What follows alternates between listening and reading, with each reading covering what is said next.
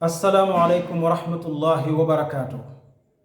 bokkum jullit bi delsi waat naa ngir ñu fàttalante waat maak yow téereb alquran bi maanaam kaamil bi am na wenn saar wuñ ciy wax suuratul kahfi. waaw ndax mokkal nga ko walla sax ndax boo ko ubbi woon ba janoog saar wi danga ko mën a jàng lépp ba mu yegg. ñaar yi boo ci man rek bokkum jullit baax na. déglul ma fàttali la xadiisa ngi boo xam ne nu ngi ko jëlee ci abi said alxudri yàlla ko yàlla gërëm. yonent bi sallallahu alayhi wa sallam di jàngale ci xadis bi mu ni suuratul kahfi day képp koo xam ne jàng na ko ci bisu aljuma bi nga jàng ci suuratul kahfi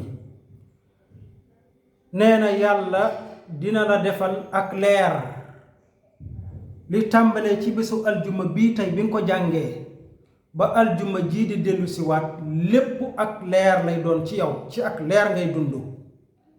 maanaam sab xol suñu borom da ciy def ak leer ba mu fees dell, du bëgg dara lu lëndëm diirub semaine bi yépp, du bëggit dara loo xam ne yàlla bëggut ko mbaa yonentam alayhi salaatu wassalaam.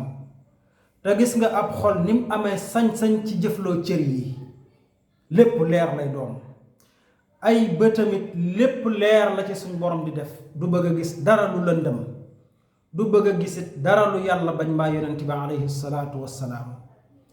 ay xalaatam lépp ak leer la ko yàlla di def, du bëgg a xalaat dara lu lëndëm wala di xalaat dara lu yàlla bañ mbaa yonentam alayhi salaatu wassalaam. kon loolu mooy njariñal jàng suuratul kahfi ji bisu aljumma. ba ca gën a rëy sax nag muy yiw wi nga xam ne moom alquran da koo am ci lépp.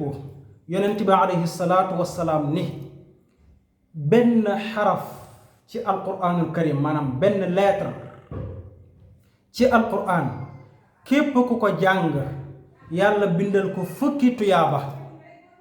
maanaam bu doon da ngay tàmbalee suratu baqara nga ni alif laam miim, alif bi danga am fukki tuyaaba, laam bi danga am fukki tuyaaba, miim bi danga am fukki tuyaaba. noonu la ko yonent bi jàngale.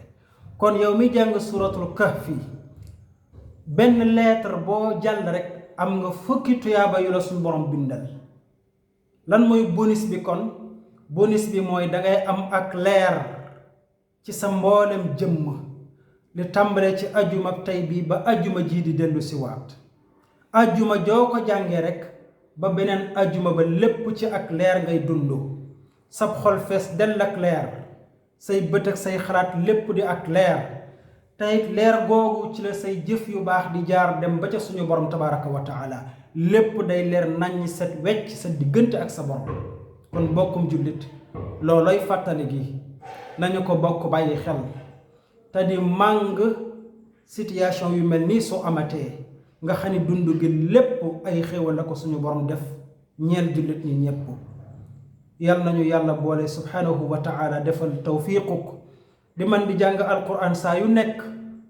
teyit yal nañu suñu borom bi nangul te dinu defal ak leer ci mboolem suñu jëmm ak suñuy jëf.